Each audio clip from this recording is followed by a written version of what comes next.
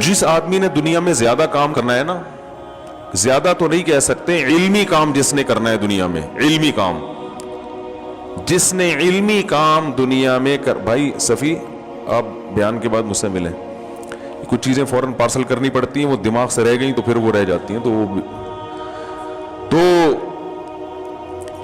میری عادت ہے جو بات دماغ میں آتی ہے نا کرنا ہے، میں فوراً ڈائری میں لکھتا ہوں، اپنے دماغ میں نہیں رکھتا، ٹینشن لینے کا نہیں ہے نا، فوراً ڈائری میں لکھو اس کو۔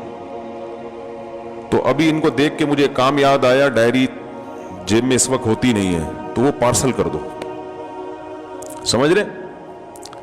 اپنے دماغ کو نا انسان خالی رکھے۔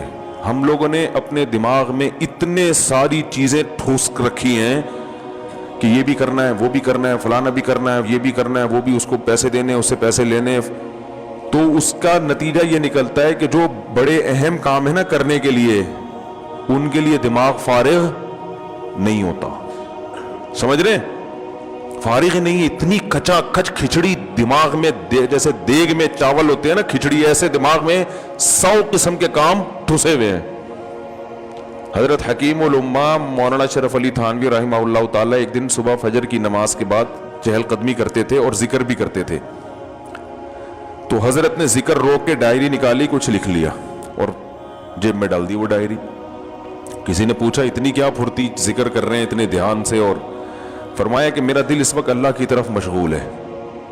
تو ایک کام یاد آیا تھا مجھے، تو میں نے سوچا کہ اس کو دماغ سے ڈائری پہ شفٹ کر دو، اور دماغ کو پھر کس کے لیے خالی کرو؟ اللہ کے لیے، ورنہ وہ بار بار کام کیا کرے گا؟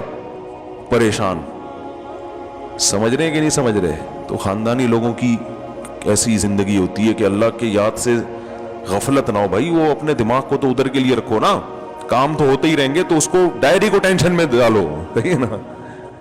دین کی بات پھیلانا صدقہ جاریہ ہے، ثواب کی نیت سے ویڈیو کو شیئر ضرور کیجیے۔